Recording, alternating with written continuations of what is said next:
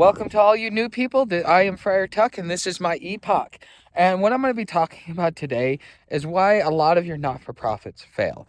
I was actually talking with Feral Farm Girl, and I was telling her it's like, I've learned a lot about homelessness through this channel. Things I didn't even know about homelessness because I've had the opportunity to kind of see the inner workings of things. I've got a chance to see what goes on within the not-for-profit power structure, and I've been introduced to that. And although I talk a lot of crap about them in a lot of different ways, and rightfully so, because in reality, what's happening is you have housed individuals that are trying to provide solutions to unhoused individuals. And when you're a housed individual, your priorities and everything else is much different than when you're unhoused. And understanding the complexities of living outside versus living inside indoors, most people, especially those that work within the not-for-profit or the homeless services community, most of them have not experienced homelessness. Now, a lot of the advocates may have, but those guys aren't the ones writing policy. Those aren't the guys, trying to go and get money. Those aren't the guys that are taking the large salaries. Those are the people that are on the front lines so that they can get access to the homeless community. They realize that you can't be trusted unless you're one of us. And within the homeless community, it's very hard to get in and to be able to gain trust, even if you're just going out there and you're helping and doing good things within the community. Because to the average homeless person, your house, you don't know what it's like to be out here. You don't know anything of what it's like to be to be homeless. And Feral Farm Girl, she's learning what it's like to be homeless for the first time. Even though she's technically homeless, she's not really homeless. We have a piece of property that we can go on, but by government standards and by house standards, we are both considered homeless. And so this is her first time being homeless, and it's very hard for her to accept it. The things that you take for granted, like on a cold night, you've got heating. On a hot day, you've got air conditioning. When you need to use the bathroom, you can go in and use the bathroom. You have indoor plumbing, so it's sanitary. Versus, okay, we're living in a shed, we can't poop and pee inside, even if we do it in a bucket, just because of the sanitation issues and the bacteria and the possibility that it's going to get us sick. I've gotten sick a couple of times because people shit and piss very close to my camp, and they're not burying it, they're not doing anything with it, and so therefore all that bacteria ends up making it my way. And that's how I got giardia the first time, when right before I went on the Florida Trail the first time. And these are things that you in the house community will never be able to fully understand.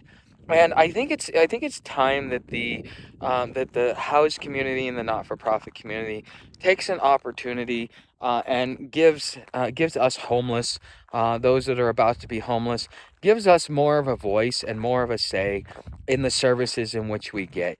Because quite frankly, the basic amenities that we're always going to need is shower, laundry, hygiene, access to a restroom, maybe a place to sleep inside when it's cold. And but the other things is everybody's like, oh yeah, we want to put everybody in a shelter. Well, just like when you go to jail or you put your dog in the kennel, you get some. We'll call it kennel cough, but it's in the homeless community we call it the crud, because the thing is, you're putting all these people out there that have been exposed to the elements that have varying degrees of an immune system. And so one gets sick, we all get sick, and then we stay sick all year long. And the longer you're in with that shelter, it's actually very unsanitary if you're trying to keep your health up and stuff like that, because it goes through the air vents, it gets passed around, and all these different things. But within the house community, you guys wouldn't understand this, because when you get sick, you lay in bed, you can do laundry, wash your sheets, you've got climate control, you can do whatever it is that you need, sit back, entertain yourself, watch TV, plug your phone in, all those different things. And when we're sick, we don't get to do any of that. We just kind of got to keep going and just deal with that. And being able to get access to basic medical care to be able to help us get over things like the crud or respiratory infections and things like that.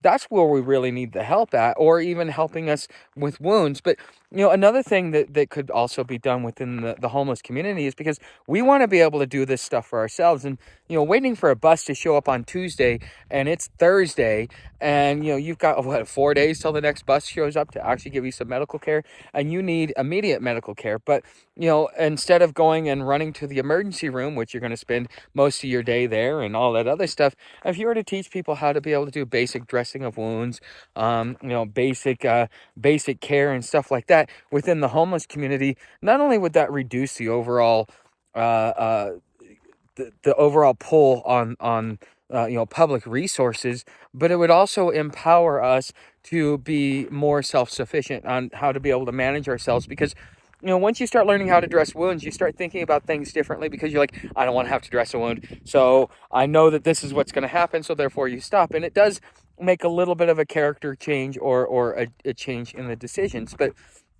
when you're homeless, you understand these things. When you're housed and you've never experienced homelessness, you've never been outside when it's cold, and all you've got is one blanket and some cardboard, and that's all you got, and all the shelters are full, or you just don't want to go in the shelters because, I mean, it's already bad enough that it's cold. Then you're going to get the crud, and then you got to go out in the cold for the day because they kick you out as early as 5 o'clock in the morning, while it's still 20 degrees outside.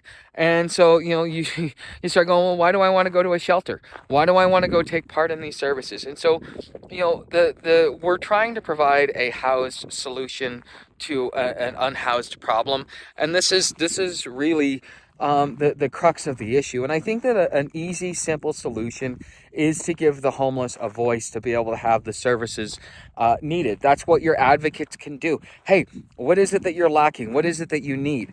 So many people sit there and look at the situation. Just because they're a drug addict doesn't mean they don't know what they need. It just means that they're a drug addict. So what I've seen happen is that a lot of these advocates over time, just because of the people that they see, they'll kind of look down on them and go, okay, so yeah, you say you need this, but yeah, no, no, no, no. And then they'll start kind of putting their bias into it, and so therefore nothing actually ever gets solved. Because again, the longer you're housed, I spent 9 years housed before I came back out on the streets, what, 2.5 years ago now or so. So, I mean, it's been the longer you're away from the streets, the harder it is for you to remember what it was like. I had a huge transition when I came out here. Although I'd experienced it many times, I knew what to experience. There's still a transition. There's getting reacclimated to it. It's like doing a job when you're a kid, and then when you get in your midlife, all of a sudden you're back doing that job again. Yeah, you remember it, but it still has its obstacles, because you got to relearn some of the things that you forgot over time. And that's really what happens the longer that you are not housed. Excuse me, the longer that you're housed. And so again, we've got people like this that are coming out that are administering to the homeless without actually finding out what the homeless actually need. So this is why I always say it's important that you get to know your homeless person, get to understand what their goals are, where they want to go in life. And so many people don't even ask us this question, that if you were to ask us, one, you might be surprised. And a lot of homeless, because we don't get asked that, we don't really think about that, because it's just, we're living day to day. We don't really get to think about, hey, where would I like to be in 5 years? How would I like, other than I'd like to have a roof over my head. That's about as much as you're going to get, because you're not really forcing them to think their way out of the situation. You're allowing them and enabling them to continue to exist in that same situation without actually inspiring them. And through the inspiration, you're going to find out better quality services to be able to offer to the homeless. And instead of a housed solution to the unhoused problem, you're having an evolved homeless solution from the homeless community itself. And I think that that's one thing that, if we were to start doing that, like if you are in one of these not-for-profits, or if you're in one of these advocate groups and stuff like that, this might be something that you might want to consider and experiment with, and see how it actually works. What kind of impact does it make?